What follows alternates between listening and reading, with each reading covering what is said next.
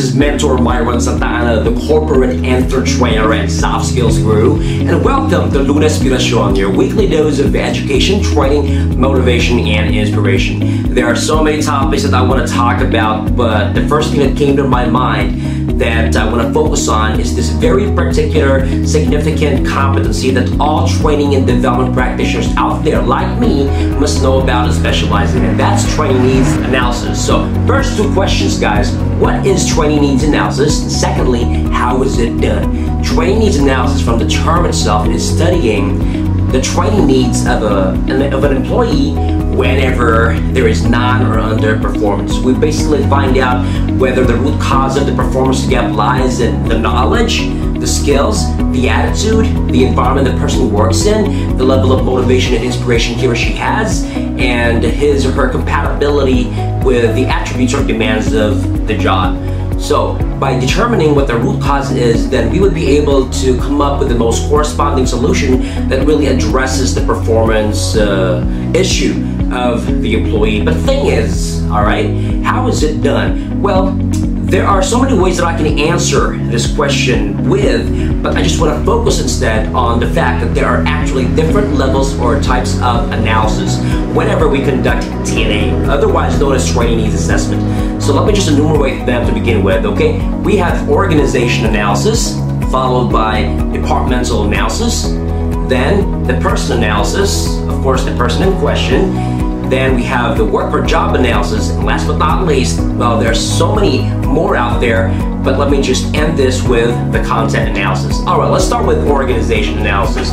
We know for a fact that every company has its vision, mission, values, right? And apart from the vision, mission, values, a company also has its strategies, its strategic goals and objectives. So the organizational analysis simply means that when there is a non or underperformance among our employees, we want to check whether they're in line with or aligned with the company's vision, mission, values. Well, to begin with, do they know about, execute, and appreciate the company's vision, mission, and values? If not, maybe that's the reason why they are not performing according to standards, all right? And of course, the reason there are strategic goals and objectives to begin with are we want to make sure that they trickle down to the action steps that each department, particularly the employees themselves, okay, must do in order to deliver the results the company wants or expects from them. If there is an incompatibility with the organization and the person executing the performance,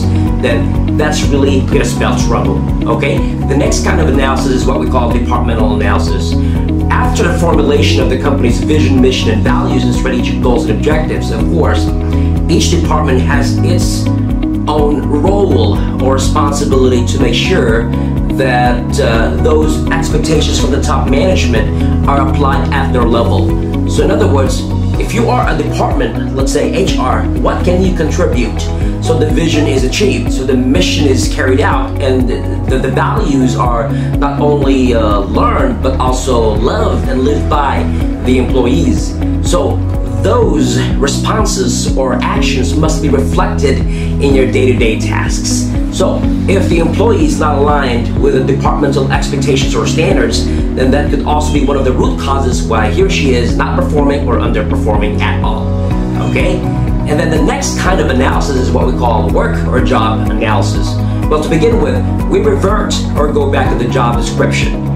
Is what the employee doing responsive to the strict requirements specified in the job description? Okay, if not, then that could also be one of the root causes why there's a problem.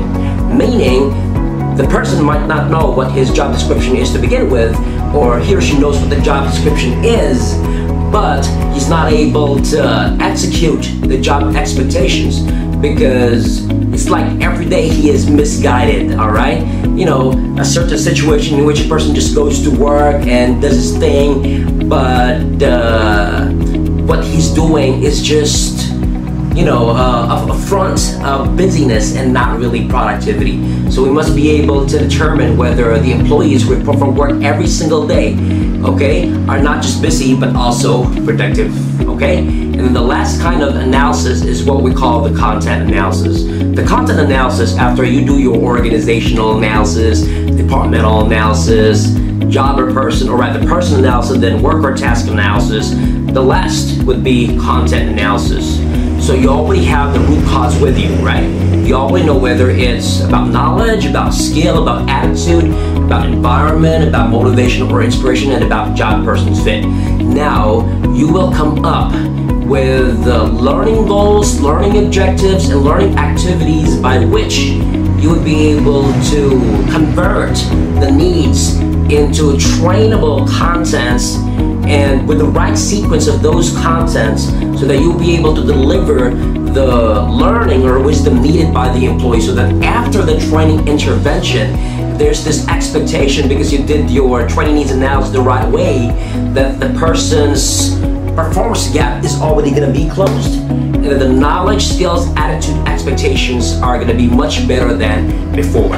So there you go, guys. That's what we call training needs analysis. Once again, I'm addressing all the training and development practitioners out there. You want to be very good at what you are doing, then this is the first step of the ADDIE, the training process or cycle we must all go through, that you have to know about, appreciate, and master. Alright? So that's your Lunespirasyon, ladies and gentlemen. May you enjoy the rest of your day. Goodbye.